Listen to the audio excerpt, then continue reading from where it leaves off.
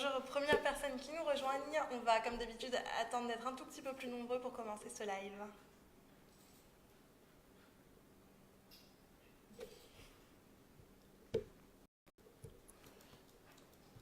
Oh, regardez, la nana qui est en train de nous faire son rituel de couchage. Voilà, elle est couchée. Ouais.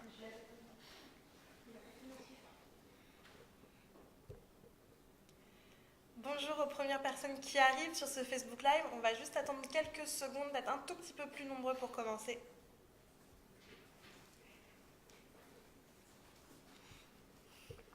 Alors comme vous le voyez, si vous avez l'habitude de nous regarder le mercredi, on a changé de décor, on est dans les bureaux de Wamiz, ça change un peu.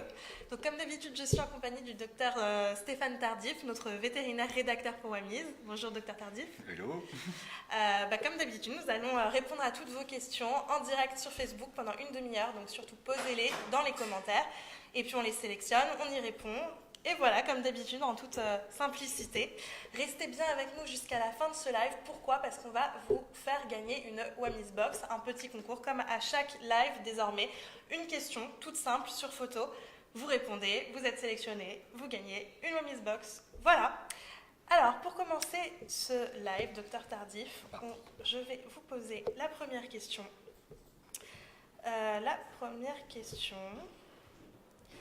Qui est une question de René. Mon chat ne veut pas jouer avec moi, il préfère jouer seul. Est-ce normal ? Oui, c'est assez fréquent chez le chat. Ouais, le chat, comme on dit souvent, est un animal qui est un petit peu solitaire. Et contrairement au chien, effectivement, il a tendance à avoir moins de besoins sociaux. C'est-à-dire qu'il va pouvoir apprendre à s'occuper tout seul sans aucun souci. Donc, il ne faut pas se vexer si jamais le chat ne s'intéresse pas tellement à soi. C'est valable aussi pour les câlins. Et pas hésiter à lui fournir de l'activité avec des jouets ou tout ce qui l'attire, hein, parce que ça peut être très variable d'un chat à l'autre. Mais c'est parfaitement naturel. Donc, non, il ne faut pas se soucier de ça. Une question de Pauline. Mon chat chasse mon lapin. Y a-t-il des méthodes pour arrêter ce comportement ? Alors oui, il y a des méthodes effectivement, mais concrètement, on fait face à un comportement naturel du chat là aussi. C'est-à-dire que le lapin c'est une proie pour le chat, c'est même une proie naturelle, bien que ça paraisse un peu gros dans certains cas, mais par exemple en Australie, ils avaient introduit des chats pour lutter contre les lapins au moment où les lapins s'étaient introduits lors de la colonisation. Donc non, et puis pour le lapin, ça génère de la peur aussi. Donc effectivement, c'est quelque chose qu'il faut falloir essayer de limiter au maximum. Pour empêcher le chat d'aller s'attaquer au lapin, il faut lui fournir de l'activité par ailleurs. Et si jamais ça ne marche pas, malheureusement, pas hésiter à laisser sortir le chat, ou en tout cas laisser le chat à un endroit où il peut explorer indépendamment de la présence du lapin. Parce qu'effectivement, si jamais il risque d'être au même endroit, c'est tout à fait possible qu'il y ait des interactions, et ça risque d'être de cette nature-là. C'est-à-dire que le chat va échouer à chasser le lapin, ce qui va être très désagréable pour lui. Après, donc par activité, vous entendez des jeux Des jeux, des sorties. Le chat s'active beaucoup aussi autour de la recherche de nourriture. Ça peut être un moyen de le dévier. Après, il peut aussi y avoir des apprentissages entre les deux animaux pour que le lapin n'ait pas peur du chat et que le chat apprenne aussi à jouer en fonction du lapin. Mais c'est pas toujours évident pour un chat. Les chiens s'adaptent beaucoup mieux à ce genre d'effort que les chats. Les chats, ils ont tendance à jouer comme ça les intéresse. Donc, lui, il a envie de chasser des trucs qui bougent. Donc ça va être comme ça qu'il va effectivement privilégier son jeu. C'est pas toujours évident pour changer ce comportement. C'est pour ça que je précise bien que ça peut être assez difficile. Mais en proposant d'autres activités au chat, on peut essayer de le dévier là-dessus. Ça peut être une piste à bien explorer au début. Merci docteur Tardif. Une question de Flore. J'ai perdu mon chat pendant 3 mois. Depuis que je l'ai récupéré, il a peur de l'homme. Il supporte très peu de personnes. Est-ce possible d'inverser cette tendance ? Ouais, mais c'est pareil, là, c'est aussi assez difficile. Par contre, là, il ne faut pas désespérer parce que c'est tout à fait réalisable. C'est juste que ça prend du temps. Le chat, c'est un animal qui est assez facilement traumatisable, qui enregistre assez rapidement et assez fort les expériences négatives et pour lequel il faut beaucoup de patience pour lui réapprendre derrière que finalement il ne faut pas avoir peur dans ces situations. Donc notamment quand il a une peur sociale, là il a peur des gens, de l'humain ou des étrangers éventuellement, mais c'est assez fréquent chez les chats. Il faut beaucoup de renforcement positif. Donc par exemple autour de la distribution de nourriture, vous pouvez l'approcher et essayer d'entrer en contact avec lui. Ça va être des moments où il va être aussi très réceptif, puisque c'est des moments extrêmement positifs pour lui. Si jamais il a C'est peur... ça en fait le secret, c'est de se rendre positif. Ah oui, complètement. C'est d'ailleurs un conseil qui est parfaitement valable avec des animaux très très craintifs que sont les hamsters, les lapins et les cochons d'Inde aussi. On a un article qui a été publié récemment sur le sujet d'ailleurs, comment rassurer son hamster ou comment se faire apprivoiser par son hamster. Tous ces conseils-là sont également valables pour le chat craintif. C'est-à-dire se rendre agréable pour l'animal et essayer de faire en sorte que l'animal associe notre présence non pas à de la peur, donc à des stimuli négatifs, mais à l'inverse à des stimuli positifs. Donc par exemple la nourriture, c'est un stimuli très positif pour tout animal qui soit, donc c'est un bon moyen de renforcer la relation. Merci Docteur Tardif. Une question d'actualité, puisque il s'agit de tiques. C'est la grande invasion, nous dit Cricri, de tiques. Comme tous les étés. Et oui. Quelle solution naturelle pouvez-vous apporter au vu de tout ce qui se dit sur les antipuces et les antitiques voilà. Ah bah c'est une question intéressante parce que déjà j'aimerais rebondir sur le mot naturel, ça va être l'occasion de faire un point là-dessus. Oui, parce que Cricri fait référence à des produits dont on parle beaucoup, qu'on ne citera pas. Tout à fait. On fait souvent référence effectivement à des produits d'origine naturelle versus des produits d'origine chimique. Ce qu'il faut savoir, c'est que absolument tout est chimie. Donc, dans le corps. Donc, par exemple, des produits naturels ou des produits issus de plantes vont avoir une action chimique comme les produits qu'on trouve également dans l'industrie, qui sont généralement d'ailleurs des copies de choses naturelles. Donc ensuite, ce qu'il faut, c'est trouver le bon traitement qui permette à l'animal de ne pas avoir de tiques avec le minimum d'apports supplémentaires, et notamment de molécules. Donc par exemple, un chien qui sort, on va recommander d'utiliser des antiparasitaires plusieurs fois par an, ça peut être jusqu'à 2, 3, 4 fois, parce qu'effectivement, lui, il va être très exposé, notamment pendant l'été, là c'est la saison effectivement où la période d'activité, on va en retrouver plus fréquemment. Donc on va mettre ces antiparasitaires à ce moment-là. Par contre, un animal qui est peu exposé, un chien qui vit en ville par exemple, qui ne sort pas beaucoup, qui ne va pas à la campagne, va moins avoir besoin d'utiliser des antiparasitaires, voire utiliser des antiparasitaires moins forts, effectivement, donc ceux notamment qui peuvent être décriés par certaines polémiques. On peut viser des classes thérapeutiques un petit peu moins fortes, ou des produits un peu plus connus, plus vieux et pour lesquels on sait qu'il n'y a pas d'effet toxique. Donc voilà, c'est la solution à privilégier effectivement est celle qui permet à l'animal de ne pas être menacé par les tiques en fonction de la présence des tiques dans son environnement, en sélectionnant effectivement l'option thérapeutique qui a le moins d'effets secondaires, donc de préférence en minimisant le nombre d'actes qu'on fait. Mais n'hésitez pas à demander conseil à votre vétérinaire, c'est très important. Et puis surtout, c'est vrai que c'est une question importante parce que les tiques peuvent être vraiment dangereuses. Elles transmettent une maladie grave chez les chiens. Voilà, la maladie de Lyme. Ça, c'est la version humaine. Oui. Chez les chiens, on appelle ça la pyroplasmose, mais oui, tout à fait, c'est ça. Donc il faut que vos animaux, chiens et chats, soient protégés. C'est très important. Donc demandez conseil à votre vétérinaire et méfiez-vous de tout ce qu'on peut trouver parfois sur Internet, de faux remèdes de grand-mère qui ne seraient pas forcément efficaces. C'est-à-dire qu'il y a beaucoup de défiance vis-à-vis des produits pharmaceutiques.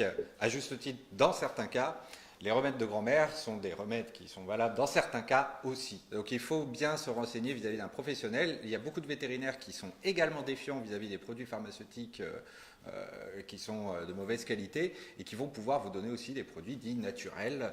Tout à fait. Donc il ne faut pas hésiter à leur demander aussi. Et vous pouvez également poser la question dans la rubrique questions-réponses de Wamis pour que notre docteur Tardif puisse y répondre et vous aider de façon un peu plus approfondie. Alors, une autre question de Yasmine. Bonjour, ma chatte de 7 ans stérilisée depuis 6 ans a soudain complètement changé de caractère. Elle est devenue agressive gratuitement. Est-ce normal ? C'est des choses qui arrivent assez fréquemment chez les chats et pas toujours évident de déterminer la cause. Il y a plusieurs causes qui peuvent en fait venir jouer là-dedans. D'une part, des problèmes de comportement, avec par exemple, on ne sait jamais, mais un changement dans l'environnement du chat, quel qu'il soit, dont on n'a pas toujours d'ailleurs conscience, vient le troubler, il manifeste ce comportement par de l'hyperagressivité, comme ça. Soit ça peut être aussi un problème lié à la sénilité, donc le vieillissement du cerveau. On a un syndrome qui est bien décrit chez le chien, on n'a pas encore d'études chez le chat, mais il n'y a pas de raison qu'il n'y ait pas des choses similaires en fait à ce qui se passe chez nous, donc des dégénérescences au niveau du cerveau qui fait que le chat manifeste des troubles du comportement. Donc ça va être des moments de panique ou des moments d'agression comme ça. C'est difficile de traiter ces choses-là, mais si jamais le problème vient à augmenter, que les agressions se font de plus en plus fréquentes, ou que vous avez d'autres symptômes associés comme les phases de peur, les petites crises que j'ai décrites, il ne faut pas hésiter à avoir un comportementaliste dans ces cas-là.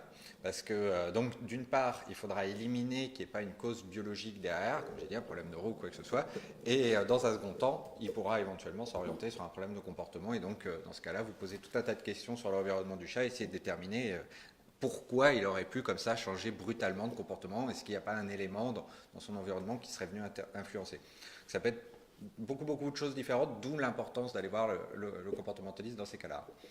On reçoit énormément de questions, donc ça va être difficile de répondre à tout le monde, mais on va faire du mieux qu'on peut. En tout cas, restez jusqu'à la fin avec nous parce qu'on va vous faire gagner une Wamiz Box. Alors, une question de Françoise. J'ai un bulldog français qui se lèche toujours la patte, est-ce normal ? Oui et non, c'est-à-dire que les chiens font leur toilette un petit peu, bon, moins que les chats, hein, mais les chiens font leur toilette aussi, c'est souvent les pattes d'ailleurs qui vont se lécher. Par contre, le fait qu'ils la lèchent abondamment peut être l'origine d'un problème, et là c'est exactement comme ce que je viens de dire pour le chat, quoique la situation est un peu différente, mais enfin, la nature du problème est un peu similaire, c'est-à-dire que ça va être soit un problème biologique, donc là on va tout de suite penser à un problème de peau, problème d'allergie ou parasite, ou tout ce qui va effectivement le gratter en fait au niveau de la patte et qui va faire qu'il va avoir envie de se lécher en continu. Et dans un second temps, si jamais il n'y a pas de problème biologique de santé, on va vérifier qu'il n'y a pas un problème de comportement, effectivement, comme un stress par exemple, qui fait que le chien se lèche de manière un peu comme un TOC, hein, les troubles obsessionnels convulsifs chez les humains. C'est un peu similaire chez les animaux, on parle de comportement clonique répétitif. Comme des léchages. Donc là, dans ce cas-là, c'est pareil, il faut voir un comportementaliste car les causes peuvent être assez variables. Ou un vétérinaire d'abord. Un vétérinaire, oui, je faisais référence au comportementaliste en pensant au vétérinaire, mais merci d'avoir précisé. Parce que peut-être que l'animal a mal. Ce qu'il faut vérifier, comme je l'ai dit avant, qu'il n'y ait pas un problème pathologique derrière. Là, le vétérinaire va avoir une valeur ajoutée par rapport à n'importe quel éducateur, puisqu'effectivement, il va pouvoir traiter les deux en même temps. C'est-à-dire voir d'abord le problème biologique, et ensuite voir s'il y a un problème de comportement derrière. Donc, et toujours procéder dans cet ordre-là d'ailleurs. Éliminer d'abord la cause biologique avant de s'intéresser au problème de comportement. Donc, allez voir un vétérinaire. Une question de Salomé. Mon chien s'attaque aux chats dans la rue, mais pas aux chats de la maison. Est-ce qu'il y a une raison à ça ? Oui, tout simplement parce que les chats à la maison, il les connaît. Et que quand il les voit, il les reconnaît, il n'a pas forcément envie de leur sauter dessus, tandis que les chats dans la rue, effectivement, c'est une bonne distraction pour lui. J'imagine qu'en plus, ils doivent s'enfuir à vue, donc pour le chien, c'est extrêmement stimulant. Parce que ma chienne a ce problème, en fait, elle s'entend très bien avec ton chat, mais si elle voit un chat dans la rue, elle va vouloir lui courir après parce que c'est l'instinct de chasse qui parle. C'est d'ailleurs même pas tant le fait que ce soit un chat des rues que le fait qu'il parte devant. Je suis sûr que mon chat se mettrait à courir devant si on leur laissait la possibilité, elle lui courrait derrière aussi. Et la question qu'on devrait poser, ou que ce monsieur n'a peut-être pas la réponse, d'ailleurs c'est pas toujours évident à voir, c'est qu'est-ce qui se passe si le chien rattrape le chat ? Parce que très souvent, le chien se retrouve un peu déconfit devant le chat qui lui par contre est en peur panique avec tous les poils hérissés, et si jamais il fait 1 cm de trop, il se prend 10 coups de griffe sur la truffe, ce qui en général lui fait très peur, il le surprend un peu.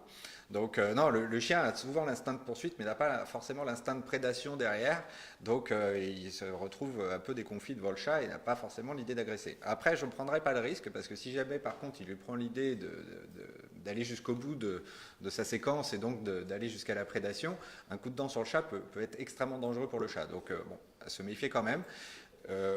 Ça fait partie de l'activité naturelle du chat d'aller courir derrière des trucs. Le fait qu'il court derrière les chats, c'est naturel. Si jamais il n'y a pas de danger pour le chien et pour le chat, à la limite, on a une équipe pour faire quelques belles frayeurs à des chats errants. Sinon, le mieux, ça reste quand même de lui proposer une activité similaire, comme courir derrière une balle, ou en tout cas un autre objet à jeter, parce que manifestement, il présente ce besoin d'aller courir derrière des choses qui partent devant lui.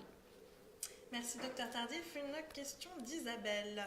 Mon chat s'attaque souvent à mes chevilles comme si j'étais sa proie. Elle fait ça aussi quand elle est fâchée avec nous. Je ne sais pas pourquoi. Ouais, ça c'est le besoin de prédation naturelle du chat. C'est ce que je disais tout à l'heure par rapport au lapin. Mais le chat, effectivement, a tendance à manifester ce comportement assez naturellement, même quand il n'a pas besoin de chasser. Parce que c'est vraiment, pour lui, c'est un comportement qui est très ancré dans ses habitudes. Comme en théorie, dans la nature, il chasse 10 à 20 fois par jour. Toute la journée, en fait, il l'occupe à chasser. Donc, à la maison, ça se produit comme ça. Quand il a à manger dans sa gamelle tout le long de la journée, souvent à volonté, il n'a pas besoin de chasser, donc il va avoir des petits comportements de prédation, un peu à l'affût. Ça va être nos chevilles quand on passe au coin du couloir, des trucs comme ça. Ce comportement poussé à l'excès, parce que normalement il ne le fait pas trop souvent et ça ne doit pas faire forcément mal. Si jamais le chat le manifeste trop souvent et que effectivement, comme vous le dites, il manifeste son mécontentement comme ça, ce qui est tout à fait jouable, effectivement, le chat manifeste sa contrariété par aussi ce type d'agression, ça peut signifier que le chat n'a pas assez d'activité dans son environnement. Et donc dans ce cas-là, le mieux à faire est donc de lui fournir des enrichissements, notamment de l'activité autour de la gamelle. Ça va être par exemple des pipolinos, des gamelles labyrinthes, des choses comme ça qui vont lui permettre un petit peu de retrouver cette activité de chasse qui lui manque. Et ça va faire un substitut en fait qui va faire que le comportement d'agression va s'arrêter. Merci Docteur Tardif. Une question de Christelle qui concerne toujours les tiques. J'ai un chien que j'ai accueilli il y a quelques mois, il a de gros tiques mais veut me mordre, je n'arrive pas à les lui enlever, comment puis-je faire? Alors là, malheureusement, il n'y a pas grand-chose à faire si jamais on ne peut pas toucher le chien. Hein. Parce que voilà, il faut l'emmener chez le vétérinaire. Si jamais le chien n'est pas touchable, il va falloir lui mettre l'antiparasitaire d'une manière ou d'une autre. Les tiques déjà installées, effectivement, il faut les enlever avec un crochet à tique. Et il y a une façon particulière de les enlever, ça ne s'improvise pas forcément. Si vous n'y arrivez pas, que vous avez peur de ne pas y arriver, demandez à un vétérinaire parce que c'est important, il faut lui enlever, il ne peut pas rester avec, c'est dangereux. C'est-à-dire que le tique, effectivement, peut transmettre la maladie, mais c'est surtout aussi que quand il va tomber dans l'environnement du chien, donc pas très loin de chez vous, et il va pondre à ce moment-là.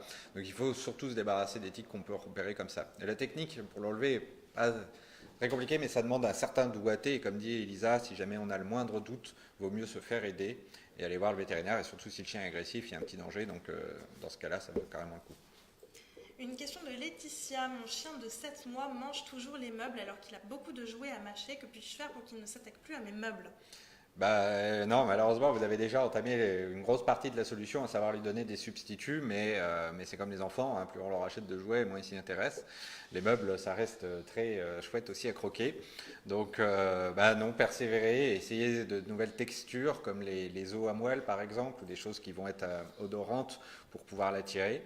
Et puis fournissez-lui énormément d'activités en dehors, c'est-à-dire pas seulement des jouets et des substituts pour qu'il s'occupe, parce que faire ses dents, ça peut être aussi, comme j'ai dit tout à l'heure, parmi les comportements répétitifs, ça peut être un hyper comportement, c'est-à-dire quelque chose qu'il fait trop parce qu'il lui manque une autre activité par ailleurs. Donc pas hésiter à beaucoup le balader. Je suis sûr qu'avec une promenade bien épuisante, il fait beaucoup moins de grignotage derrière. Donc à voir aussi dans quelles circonstances il produit les grignotages, si c'est des moments de solitude par exemple. Donc là aussi, le grignotage est dans ce cas-là un substitut sur lequel il faut travailler et corriger la cause pour voir disparaître ce comportement. Merci Docteur Tardif. Une question de Sophie sur un cochon d'Inde. Elle vient d'acheter un cochon d'Inde qui a 1 mois et il a la teigne sur une oreille. Elle désinfecte, elle le soigne, mais elle a peur parce qu'elle a des chiens et des enfants. Juste au titre, la teigne est effectivement très contagieux et notamment vis-à-vis de l'espèce humaine, donc on appelle ça une zoonose, mais ça se transmet également aux chats et aux chiens. Donc la teigne malheureusement est un parasite qui ne disparaîtra pas avec simplement des désinfections. Il faut un traitement particulier avec un antiparasitaire particulier. Donc pour ça, il faut aller voir le vétérinaire. C'est un traitement qui est assez long en plus, ça prend plusieurs semaines. Donc il faut s'armer un petit peu de patience avant de voir disparaître les lésions de teigne. Et pas hésiter au passage à aller voir son médecin, effectivement, pour diagnostiquer éventuellement des lésions présentes sur la peau. Si jamais c'est pas forcément des lésions qui grattent, donc on s'en rend pas forcément compte. C'est des petites taches rondes très caractéristiques que les médecins n'arrivent d'ailleurs pas toujours à relier à la teigne puisqu'ils n'ont pas l'habitude. Mais enfin voilà, toujours est-il qu'il faut le traiter, il faut le traiter médicalement. Pour le coup, là, les traitements naturels peu forts ont tendance à ne pas marcher. C'est plutôt un parasite assez résistant. Et vous devriez l'isoler, ne le laissez pas à la portée de vos enfants ou de vos autres animaux, mettez-le dans une pièce à part. Et quand vous le touchez pour le soigner, mettez des gants. Alors après, à titre rassurant, la teigne est contagieuse, mais ce n'est pas extrêmement contagieux. C'est-à-dire qu'il faut plusieurs contacts et parfois un contact seul ne suffit pas pour transmettre la teigne. Donc ce n'est pas forcément parce que vous vivez avec depuis plusieurs semaines que vous l'avez. C'est pour ça que je vous invite à aller voir votre médecin. Mais les mesures de sécurité, et notamment l'hygiène dont vous a parlé Elisa, sont des choses à faire dès maintenant, effectivement, pour en tout cas limiter le risque de transmission à partir de maintenant. et malheureusement ne le sortez pas de sa cage pendant qu'il est malade. C'est parce qu'il y a un risque de contagion partout, si vous le mettez sur votre canapé, sur vos meubles, sur votre parquet, n'importe où. Donc gardez-le dans sa cage et mettez des gants quand vous le touchez. Il s'agit d'un champignon qui laisse des spores, qui se laisse, donc ça peut se transmettre par contact direct ou indirect. Merci Docteur Tardif. Une question d'ange de la vie, un joli pseudo. J'ai un berger allemand de 2 ans que je n'arrive pas à promener sans me faire tirer. Est-ce qu'il y a une solution? Il tire sur la laisse. Ouais, comme beaucoup de chiens. Il a de l'énergie. La solution, c'est d'aller à un endroit où vous pouvez le lâcher sans laisse, parce qu'il a besoin d'activité, et il faut savoir qu'une promenade de chien en laisse, c'est pas une promenade où il a de l'activité. À condition qu'il ait du rappel. Ouais. Voilà, donc évidemment, pour prévoir ce genre de choses, comme dit Elisa, il faut aller dans un environnement qui est sécurisé pour lui. Donc soit que vous puissiez le rappeler et qu'il obéisse correctement, soit que ce soit dans un endroit qui soit clos et vous puissiez facilement le rattraper.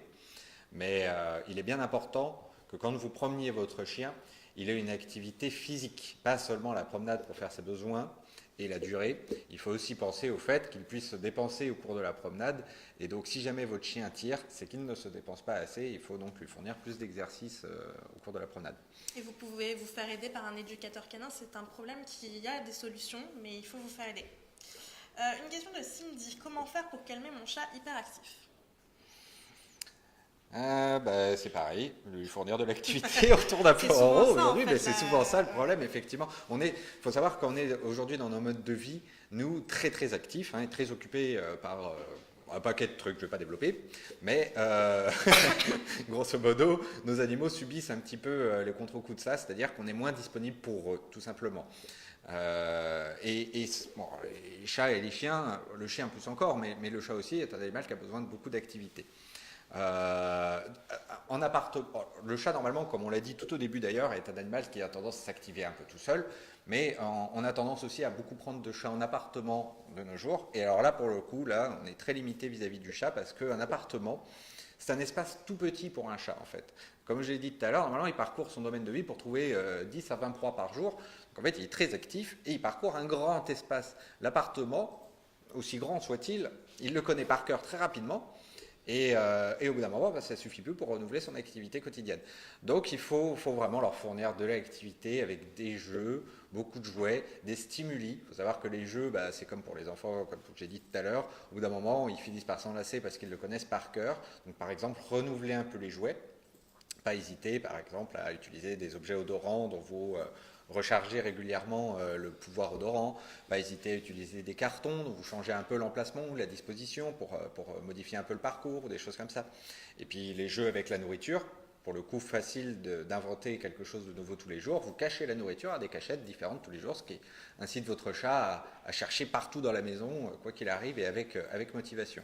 Donc voilà, donnez de l'activité aux animaux, occupez-les. L'oisiveté est le pire de tous les maux, et c'est valable pour les animaux aussi. 2 dernières questions, docteur Tardif. Une de Valérie. Pourquoi mon chat est-il plus câlin avec mon chéri plutôt qu'avec moi? Ah, ça, les chats et leur côté ingrat. Malheureusement, effectivement, les chats ont tendance à être assez exclusifs. De par leur côté indépendant, quand ils s'attachent à un humain, ils ont tendance à sélectionner celui qu'ils préfèrent, et puis tant pis pour les autres. On va vers celui qui nous donne les caresses qu'on adore, et voilà. Donc il ne faut pas se vexer malheureusement pour le comportement peu affectueux des chats, et notamment quand ils ont des préférences comme ça. Il faut savoir un truc, c'est qu'en général, plus on a envie d'aller vers le chat, moins il s'intéresse à soi. Et de la même, c'est fréquent d'observer que les chats vont vers les gens qui finalement ne veulent pas d'eux ou ne veulent pas leur faire de câlins, parce que comme ils les laissent tranquilles, le chat finalement a toute liberté de faire un petit peu ce qu'il veut, il vient quand il veut, il part quand il veut aussi, il ne se sent pas oppressé par trop de câlins, et donc les chats préfèrent en fait. Donc voilà, la meilleure façon de se rendre attirant pour un chat finalement, c'est de le laisser tranquille, c'est assez curieusement. Mais surtout pas se vexer du côté ingrat des chats, c'est leur nature un peu solitaire et indépendante. Merci docteur Tardif. Une toute dernière question de Laetitia. Mon chien a été castré, mais il veut toujours grimper mon fils. Est-ce normal?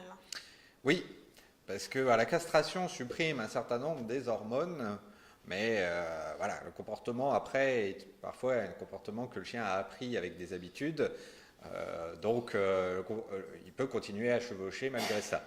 Alors, bon, l'explication sur l'histoire de la dominance est un peu à discuter parce que clairement, ce comportement vient effectivement jouer dans les relations entre chiens, notamment les relations de subordination. Par contre, ça ne veut pas dire forcément que votre chien est dominant, dans la mesure où on peut aussi avoir ce comportement-là dans des cas de frustration sexuelle ou des choses comme ça. Bon, là, votre chien est stérilisé, donc clairement, la frustration sexuelle, on n'y pense pas. Là, il y a clairement un phénomène d'habitude qui s'est fait. Ça peut aussi être lié effectivement à la relation avec votre chien. Donc, si jamais il le fait trop, à voir avec un comportementaliste, un éducateur ou un vétérinaire, mais si jamais il le fait trop, en tout cas, traiter en fonction de la cause. Et puis sinon, en tout cas, ça reste un comportement assez naturel, notamment parce que, oui, on décrit effectivement ça fait partie des rares comportements sexuels qu'on décrit chez le chien, en fait. Merci beaucoup, Dr Tardif. Et là, c'est l'heure du jeu concours. Alors, le jeu concours, qu'est-ce qu'on a à vous proposer cette semaine? Eh bien, une Wamiz Box. Qu'est-ce que c'est une Wamiz Box? C'est un coffret cadeau pour votre animal, soit votre chat, soit votre chien. Il est personnalisé selon la taille de votre animal, son âge, etc.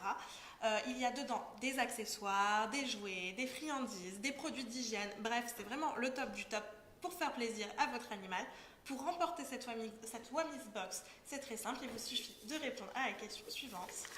Quelle est la race de ce chat? Alors, j'espère bien cadrer, c'est pas forcément évident. Je vais passer la feuille à notre community manager Morgane.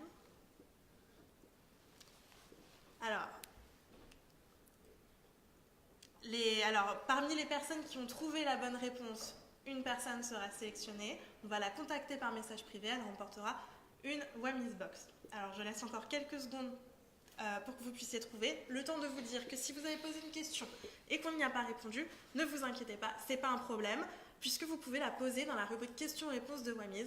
Et quelle chance, notre docteur vétérinaire Stéphane Tardif pourra y répondre, ainsi que l'ensemble de la communauté Wamiz, donc ça vous fera certainement plusieurs réponses. Avec potentiellement d'ailleurs d'autres professionnels aussi. N'hésitez pas à y aller parce que vous posez beaucoup de questions et à chaque fois on a des gens qui sont pas contents parce qu'on n'arrive pas à y répondre. C'est normal, il y a plus de questions que le temps qu'on a imparti. On a eu énormément de questions aujourd'hui, on est désolé de ne pas avoir Si vous tenez vraiment à avoir une réponse à votre question, allez dans cette rubrique, on y répondra. Donc n'hésitez pas. Voilà, la rubrique questions-réponses de Wamiz. On a la chance d'avoir un vétérinaire qui travaille chez Wamiz, qui vous répond. Donc voilà. Alors, la réponse à la question, eh bien, c'était un persan. Ce chat est un persan. Donc voilà, une personne a remporté cette Wamiz Box. Bravo à vous. On vous contacte par message privé. Regardez bien votre boîte. Et nous, on se donne rendez-vous la semaine prochaine, mercredi prochain, pour un nouveau Facebook Live. Merci à tous et à bientôt sur Wamiz.